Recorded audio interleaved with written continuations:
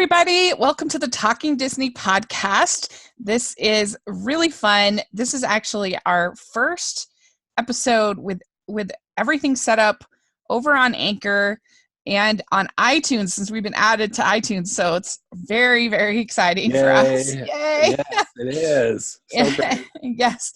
And I'm Rachel, and Stanford is here. Hi. Yeah, we got the big time. Can you believe it? It's so great, Rachel. Congratulations, and thanks for all you do. You work tirelessly on everything, and I'm just so grateful to be a small part of it. So thank you very much. Oh, thank you. So this is our 24th episode of I can't believe that too. Podcast. So it's been it hasn't been quite yet 2 years, but because we've done a couple months where we've done multiple episodes, we've reached 24. So it's pretty exciting. Cool. That's exciting. Yeah. Another milestone too. Yeah. And each month we talk about a Disney classic, and that's what they refer to their canon, because leave it to Disney to refer to Chicken Little as one of their animated classics, but that is that's the right. case. Dinosaur. Yeah, that's right. And we like to, with a few exceptions, we'll talk about next month as an exception, but with a few exceptions, we like to use our random number generator. Yes, to determine what we are going to be talking about. So that way we don't get kind of stuck in a not as interesting period for like 6 months. That would be rough. And so we still might get stuck in one of those periods for 6 months. Right. The random number generator still might. It's so far. But that's the idea behind it. And I did find out on Twitter, actually, that there is another podcast named Talking Disney Podcast. Yes. So, and they were super nice and super great. So definitely check out their podcast. Yes, they were so gracious. Because, and I think that they talk all things Disney, don't they? Yeah. Don't they do theme parks and TV? They're more. It seems like there's more of a news, more of a kind of what's happening as opposed to like a review. So definitely check out their podcast, and then. And so we're on Twitter, we're Disney Talking, and they're talking Disney. They're talking Disney. So we can all get along. The internet's an amazing place. It's amazing. Something different. And appreciate their, how gracious they were. Yeah, they couldn't have been nicer. So we'll put a link down to their podcast in the notes. Yeah. Definitely check them out.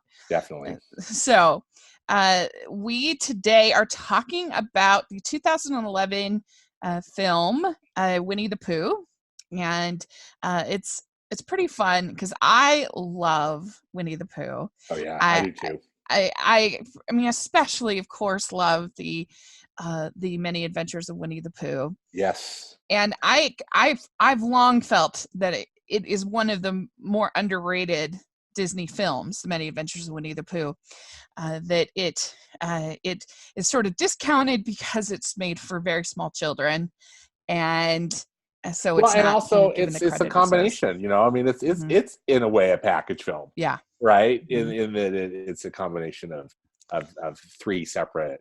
Yeah.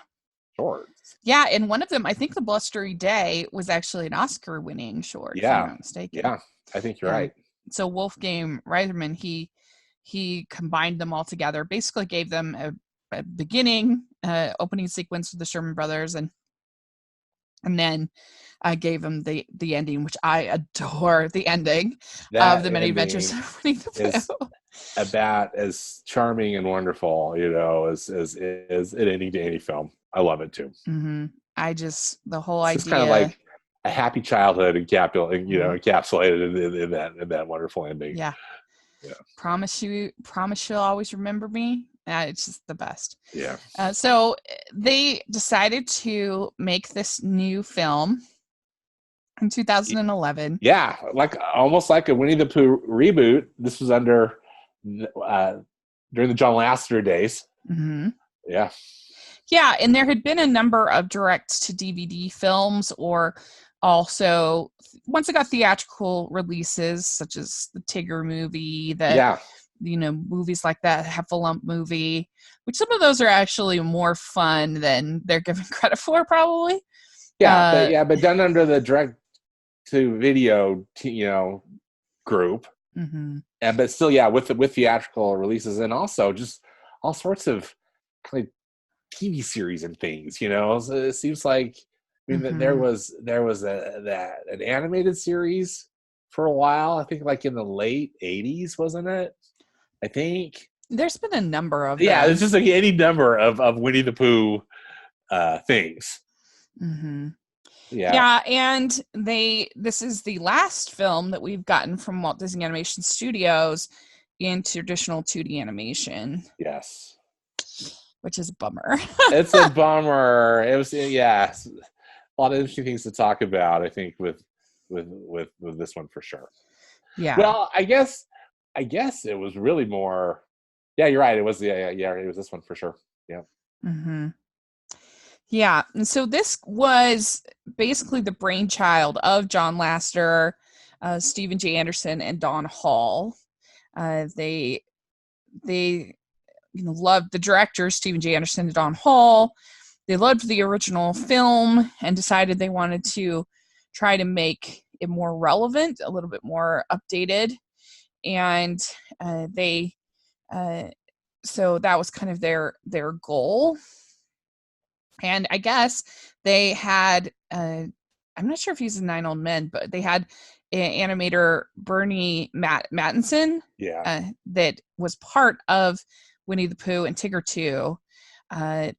He actually served as the storyboard artist for the film. And so they brought him on, and they had some of that. They were really trying to connect with some of that old energy, which is cool. Which is so cool. And, Bernie is the studio's longest, he's been employed the longest at the studio.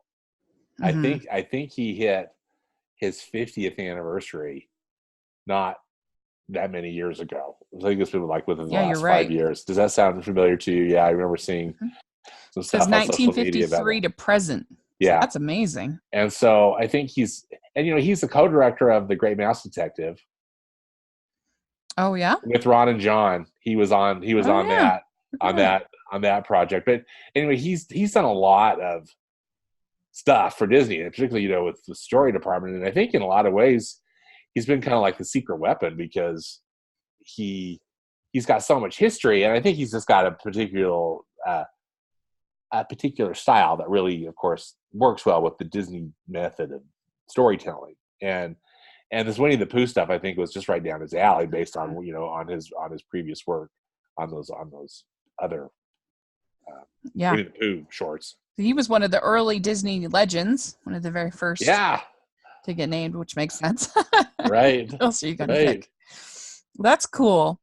And so that was really their idea of, so how can we kind of present this character into a modern audience and still maintain some of that old-fashioned qualities that the show had. And a lot of people have criticized it for being only 63 minutes, but I actually think that's one of its strengths. I feel like this movie was really designed for little children.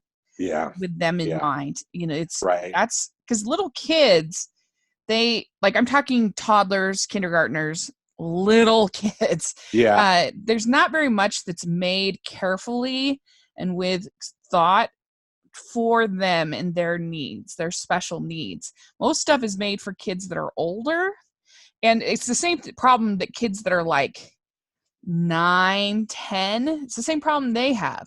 There's lots of stuff made for kids that are just older than them, sort of getting to teenagers, that kind of thing.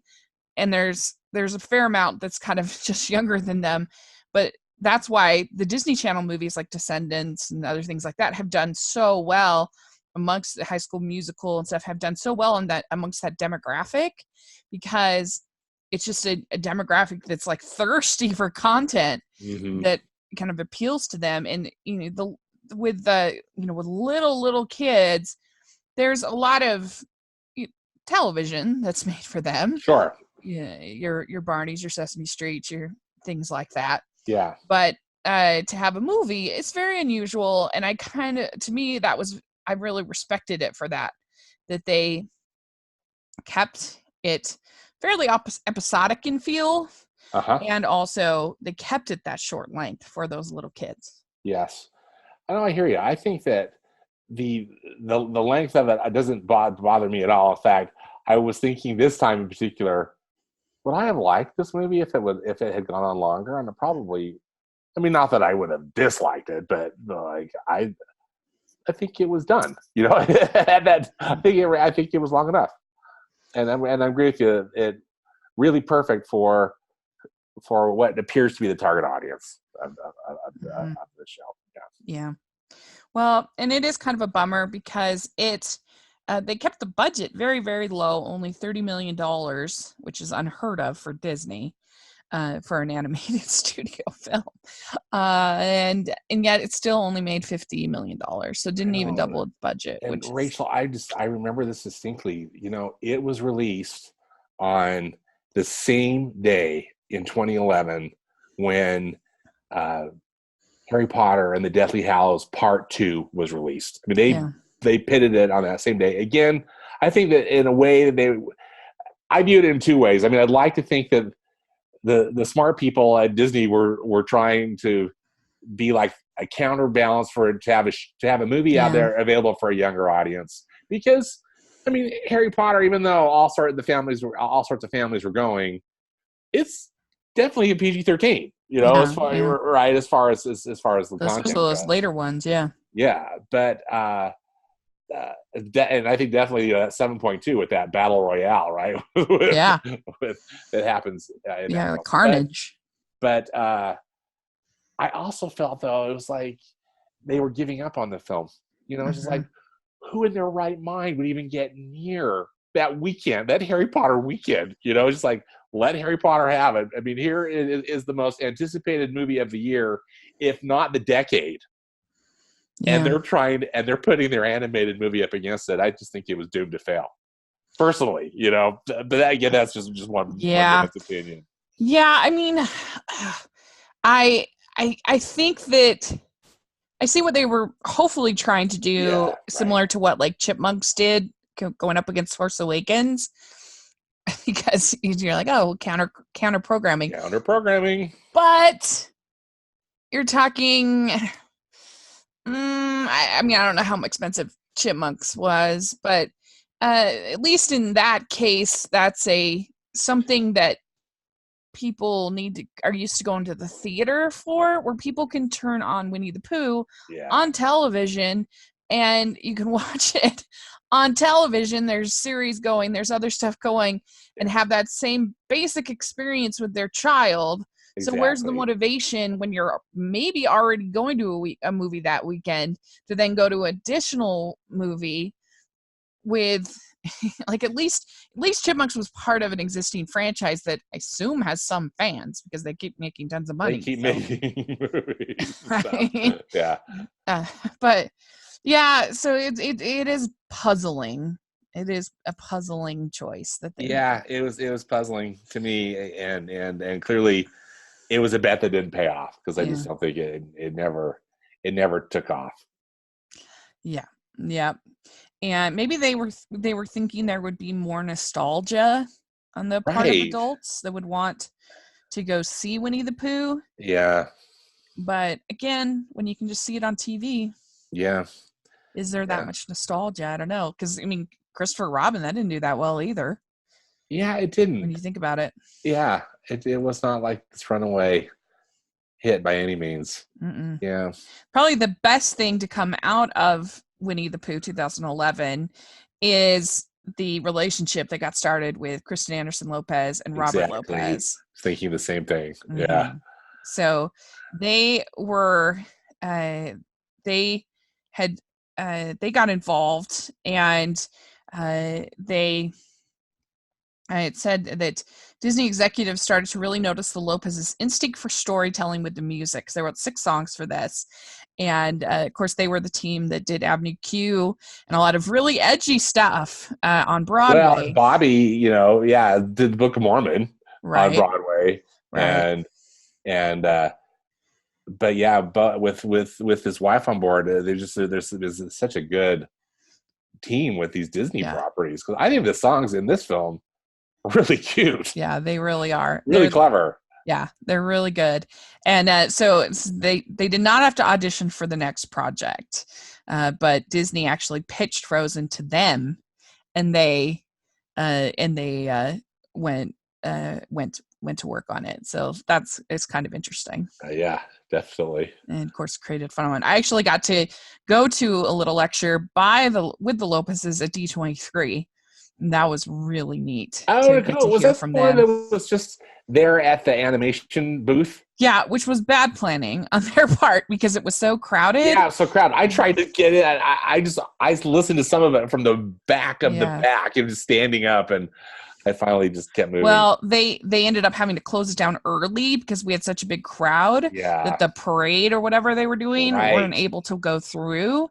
And so that was a bummer, but still not before they had some pretty interesting stuff about their dynamics and how they work together.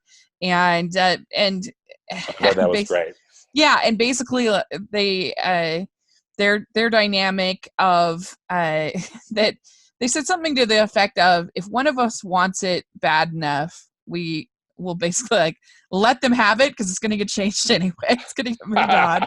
And they were just so obviously like super in love with each other. And I was really impressed with them. They were really cool.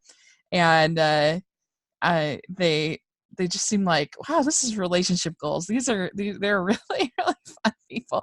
And they talked all about writing Remember Me from Coco. Coco, right. Yeah. So that was really cool. And that's one of those little gems that you get at D23. Everybody's always talking about the big panels, but sometimes those little things are some of the best. The treasures of the experience. Yeah. Yeah. For sure.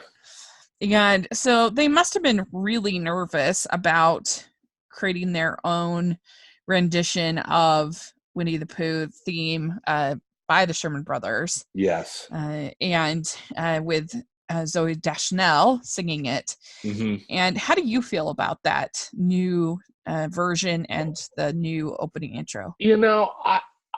I thought it was charming because, again, I was glad that they decided to, rather than create something brand new, that they kept some of that vibe where they have the first off, both the live action scene where they've got the photography in Christopher Robin's room, and then they go into the book with the with all the words, and then they interact with the letters and whatnot. The characters interact with it, but I thought it was cute. I mean, Zoe, I thought it was for lack of a better word, Rachel, almost trendy.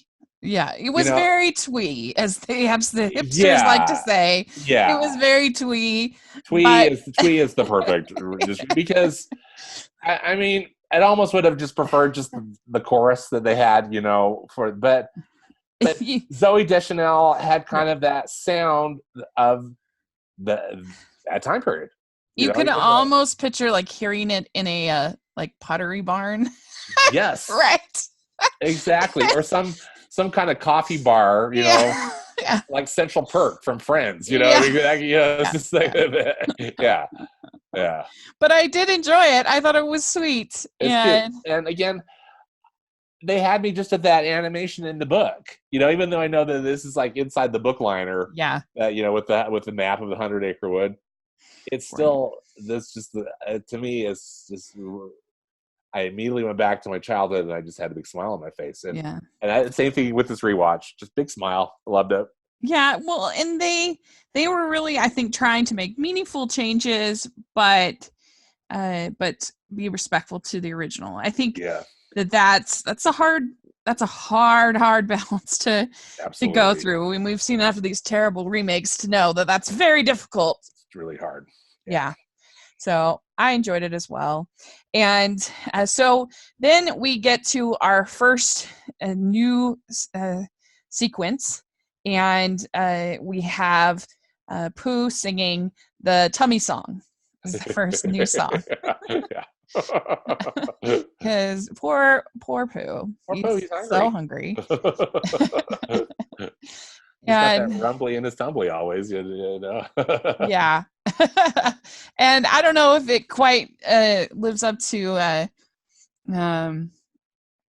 bears love honey and I'm a Pooh Bear, so I do care. So I love that song. I love that too. Yeah, I agree with you. I'm not sure if it quite lives up to that, but it's still pretty cute, right? Again, and I think too, I think little kids I think enjoyed it, and I think as an adult, having grown up on Winnie the Pooh, it would put a smile on your face too, because you think, oh, that's kind of a fun update, kind of a clever way to approach this. Yeah, and I do love when Pooh does his his what is he called this? His stoutness exercises. And I up down touch the ground. So good. But but it was obviously an homage to that. It's kind of similar in a way to some people talked about in Mary Poppins Returns how there was sort of where the songs fell were similar to where it fell in the original. That didn't really bother me because I felt like there was enough sort of new heart to it. Right. I didn't mind it at all. But I didn't mind either, but clearly it feels like it. There was, in a way, following a template or a formula, right? Yeah.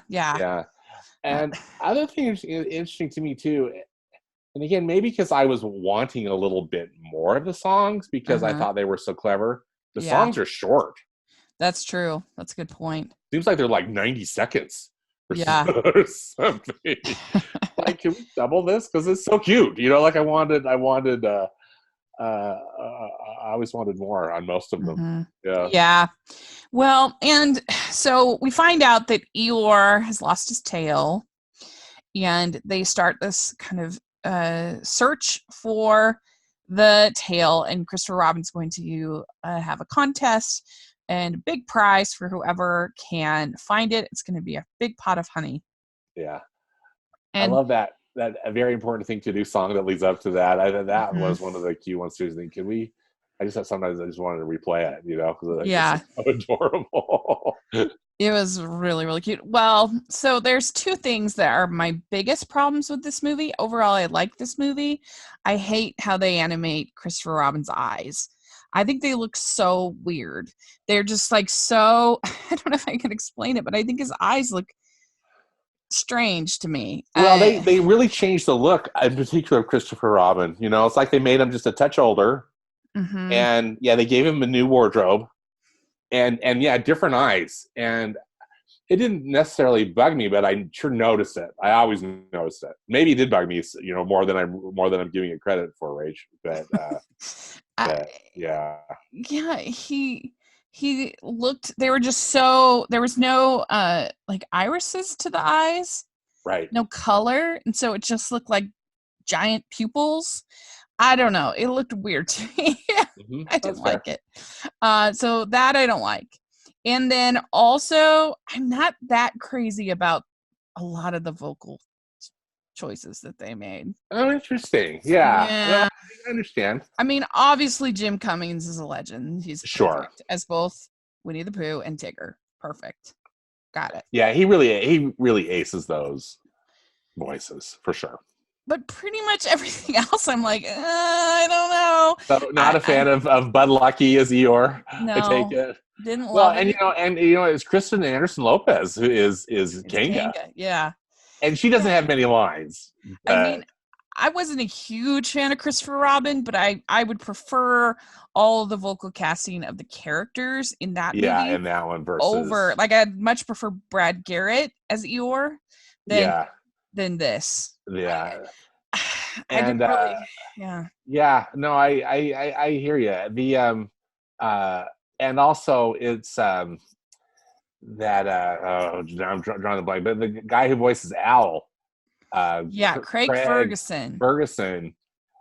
I mean, Not he does fine, but again, it's almost like that celebrity casting that almost like didn't really work. Yeah, well, and also I think the portrayal of Owl is a little confusing because yes, he's always been kind of a know-it-all, but he's never really been kind of irritated by it. Like that's Rabbit's job is to be the cantankerous one, the kind of I don't know. Like it's Rabbit's job to be the cranky one. It's Owl's job to be the know-it-all. And I feel like that kind of got a little bit mixed. I don't know.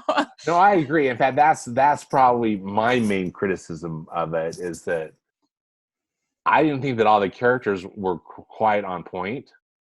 As far as not that they have to be exactly as there, but the characters, they are who they are.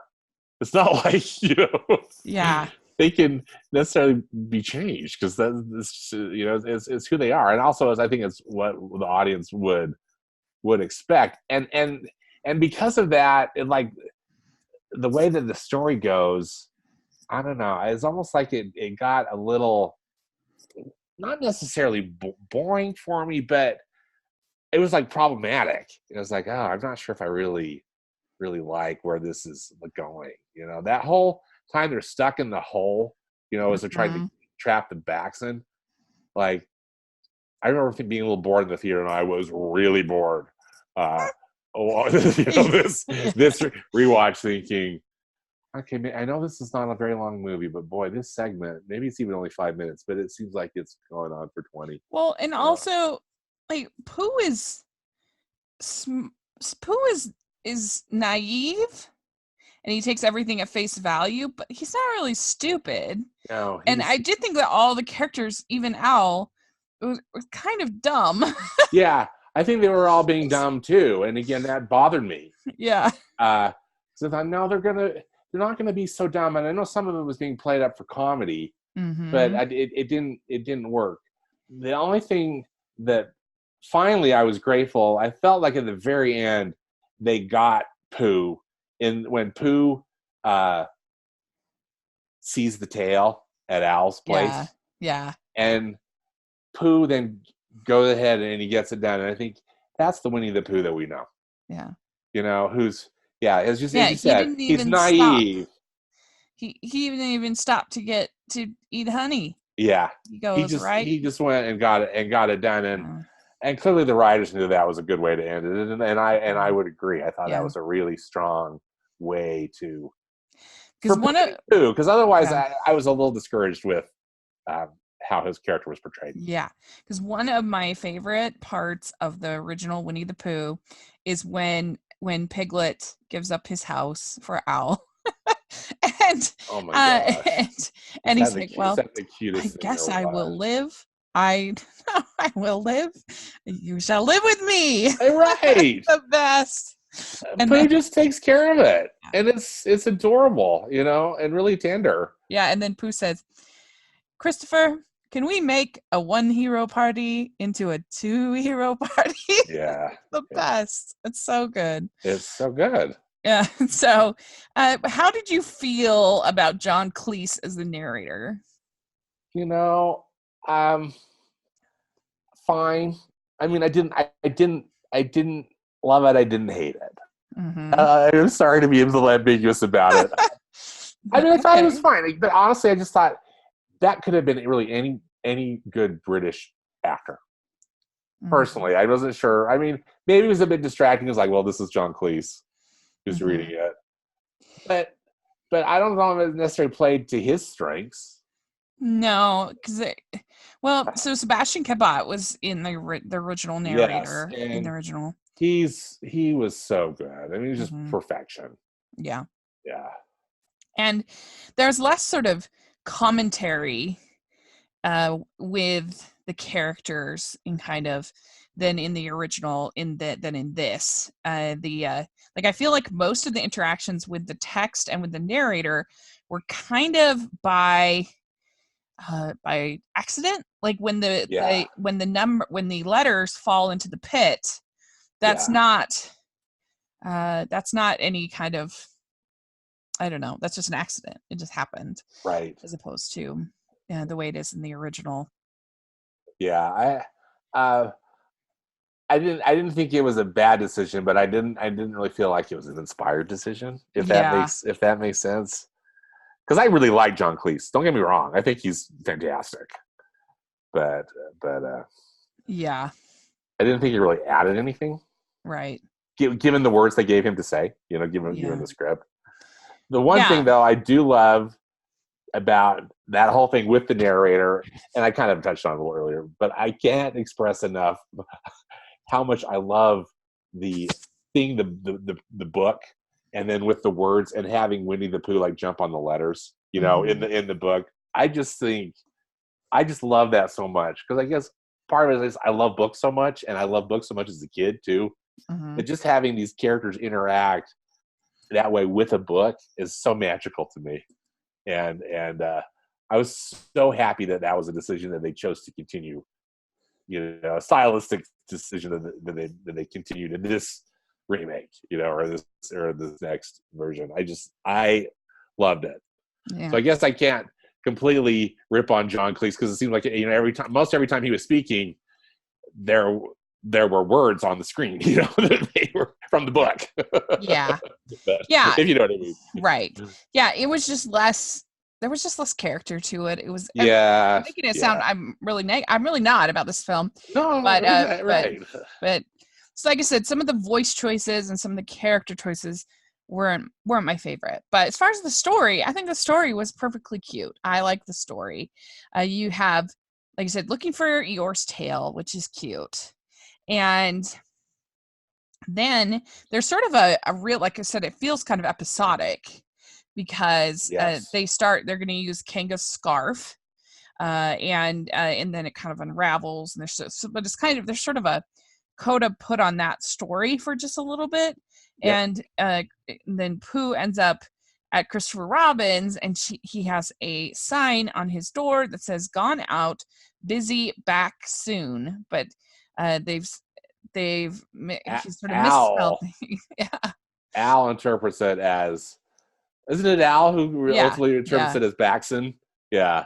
Right. And this is supposedly Al is writing his memoirs, so this must be quite interesting. But they interpret it as he reads it as the Baxon. There's a Baxon, and it's a mischievous monster known as the Baxon. And so then you have that you have each of them kind of coming up with their own little plans of how they're going to defeat the Baxon. You have Rabbit, who's wants to build a trap for them, and this pit, and he's going to lead them down to this pit. And then Tigger, who kind of groups with Eeyore to try to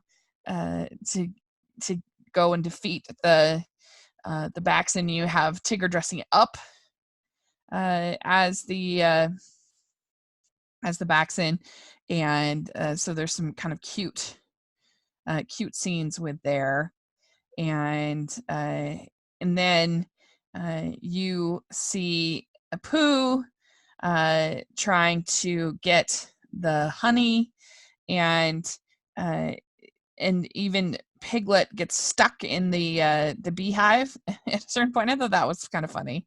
That humor was really worked for me when who like either they put him on that teeter-totter thing, and that's funny. I thought that worked. I liked it. It was funny.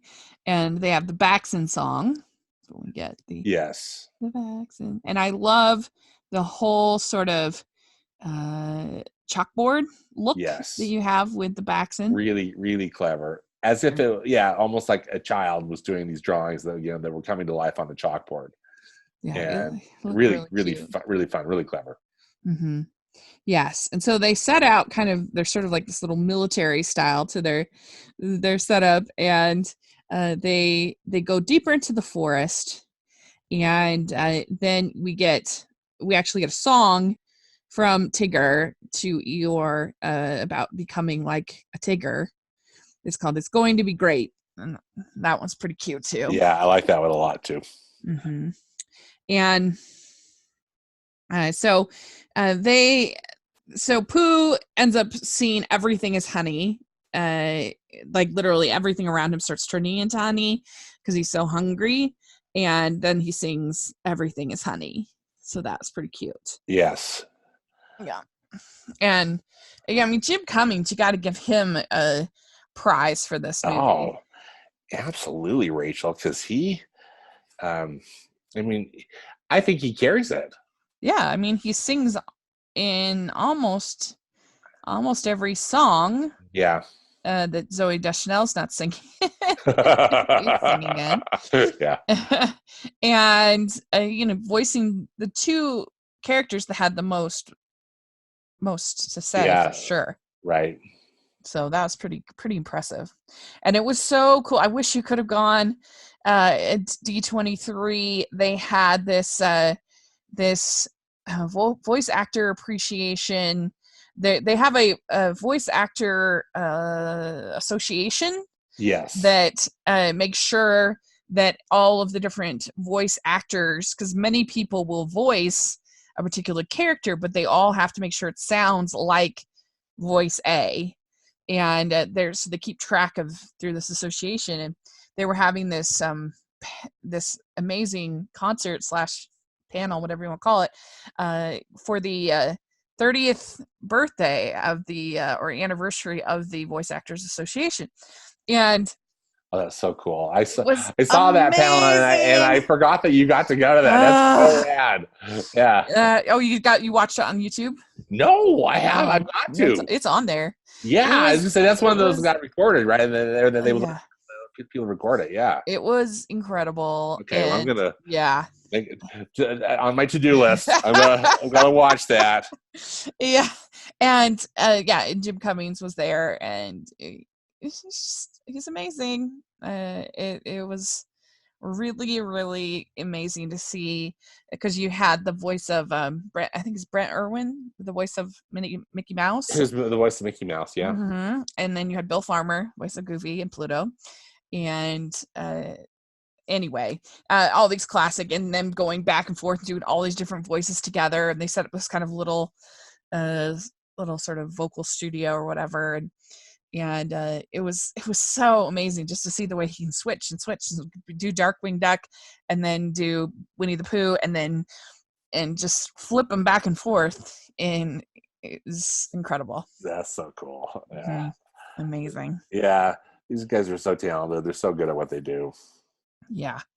So I really like Everything is Honey. I think it's probably the best animated scene of the movie. Is the whole animation everything. Is terrific in that sequence. I agree. It's beautiful. I love the colors. I love it's really good. So then that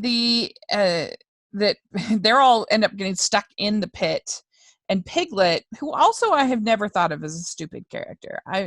Piglet, like, he's super sincere and sweet. Yeah. But like the way he was cutting up the rope, it's like, he's not dumb. Yeah. When did Piglet become dumb? Again, that whole sequence in the pit is frustrating to me, because they just feel like nobody's really being the characters that they are. They're just being dumb, and again, playing it up for comedy, but it goes off way too long for my taste. Yeah, agreed. I did think that was a pretty hilarious joke, though, when Piglet tries to get the book to him, and they're like, there's like, Al read this to me, and it was certainly the longest thing I've ever heard. And then Pooh's like, it's true. It lags in the middle. That to me was very funny. That was a good joke. So a gem amidst a bunch of misses. Yeah, I heard that. I thought was funny. The only thing that would have made it even funnier if there had been an actual title to the book. That would have been even funnier if they had the guts to skewer someone a little bit. That would have been funny. But anyway, that made me laugh. And so then Piglet goes to Christopher Robin's house, and he thinks that Tigger is the Baxen at a certain point. You also see Owl fly out of the pit and then fly back in. Like, what? exactly. What is happening? But then finally, Pooh uses the letters from the book to climb out, and Christopher returns, and he explains the confusion about Baxen. And then, like you were saying, Pooh goes to Owl's house, and he finds Eeyore's tail as a bell ringer at Owl's house. And so he takes he forgoes his honey. He's the true hero. Like I said, you could take a one hero party into a 2 hero party. Yeah. And in reward, he gets massive pot of honey. It's as big as Christopher Robin's. Yeah, it's just gigantic. And well deserved. Finally, Pooh gets to eat. Yeah. And Christopher, I think, is the one who says, instead of thinking of your tummy, you thought of your friend instead. So that's the end of really cute object lesson too. I think that's a good thing for all of us to learn, to be reminded of. Yeah. And I wish that I wish it had done better. Obviously, I wish we could get more 2D animation. I wish exactly. I think that was one of the things I was so frustrated with their release date. Because, like, are you kidding me? Here you are, you're almost guaranteeing that it's not going to earn a lot of money, and then you're going to kill whatever other 2D animation project you've got with the philosophy like, oh, 2D animated movies don't make money. That's so not true. It's like, give this movie a chance, or make a movie that can really deliver. They've got the skills and the talent. It drives me crazy. Yeah, it drives me crazy too, because certainly, especially with such a low budget, if they had done it right, then it would have made money. I'm 100% convinced of that. Me too. And so, yeah, it's frustrating, but it's a sweet movie. I have to admit, I think I have it ranked a little high. I have it at 34. Oh, okay. In my last rating, I have Hercules at 35, and Ichabod and Mr. Toad at 33. Okay. So I don't hate the ranking, but I think I would probably make it a little lower. This time around, because I don't know. And it's in my. Go ahead. Sorry. I was just saying, I feel like it's sort of similar to Bolt. I kind of feel about it the same with Bolt, and I have it 40. So I guess not that far off, but not too far off. But I hear you, kind of where you've got, and in my ranking, I promise you, I am going to rank these movies. It's going to be an epic podcast. Yeah, I'm so excited. Stand finally. Rank the films. It's in my good not great. Yeah. Bucket. Because again, I think there's much to like about it, and I think in so many ways it's so cute, but its imperfections really kind of put it lower for me. Yeah. Oh, there you go. So next month, we're not using the random generator this month, because next month we have a new film coming out for Frozen 2. Yes, Frozen 2. We're so excited about both of us. Stoked. Yeah. And so we are going to do what we did last year for Ralph Breaks the Internet. We are going to cover both movies in separate episodes. And we're going to cover Frozen, and then we're going to cover Frozen 2. Unless watching all the Christmas movies kills me. That'll be the only caveat. And we can't have that, we'll Rachel. Cancel it. So I'm really, really excited for that. I have Frozen, the original Frozen, in my last ranking is at 12. So I have it very high. I love the film. Oh, yeah. I love the film too. And I'm really excited for the sequel. I just think it looks terrific. Yep. So I'm real excited. And I also have this week over on my channel on Rachel's Reviews, I have my Disney Canon project. It's a whole review that I do for these Disney Canon films. I have mine for Ralph Breaks the Internet finally coming out this week. So I'll put a link down. Check that out over Yay. on Rachel's Reviews. It took me forever, but I still love that movie. I stand by everything I said. I talked about it last year. I really like it. So anyway, we did have some comments on our Twitter, just two that we have from Matthew Ironhall. He says, it was very cute. Only seen it once for some reason, but remember it being a delight. In Animated Antic, he says, probably the most underrated film from Walt Disney Animation Studios. It's very sweet, nicely animated, and also surprisingly hilarious. So there you go. Yeah. All right. Great. So, okay, good. Well, yeah, let us know what you think of 2011 Winnie the Pooh. Put in the comment section or on Twitter. We'd love to hear your thoughts, and consider becoming a patron of the podcast. I'll have all the information in the description section. We also will have our merch with our Talking Disney logo that will be available, that was designed by artist Jessica Miller, of the two of us. Yes. Which is pretty fun. That's so fun. She did such a nice job. Yeah. And so check that out. I'll have all of that information in the description section. So, Stanford, where can people find you? Yes, I'm on Twitter at Stanford Clark, and I also have a movie blog and podcast at moviespastandpresent.com. Great. And you can find me at Rachel's Reviews, all of our social media, iTunes and YouTube, and Rotten Tomatoes. So make sure to check that out. Plus, I have the Hallmarkies podcast, which is available all over the place. So definitely check that out. And thanks so much. And we'll talk to y'all later. Bye. Yeah, thanks. Bye.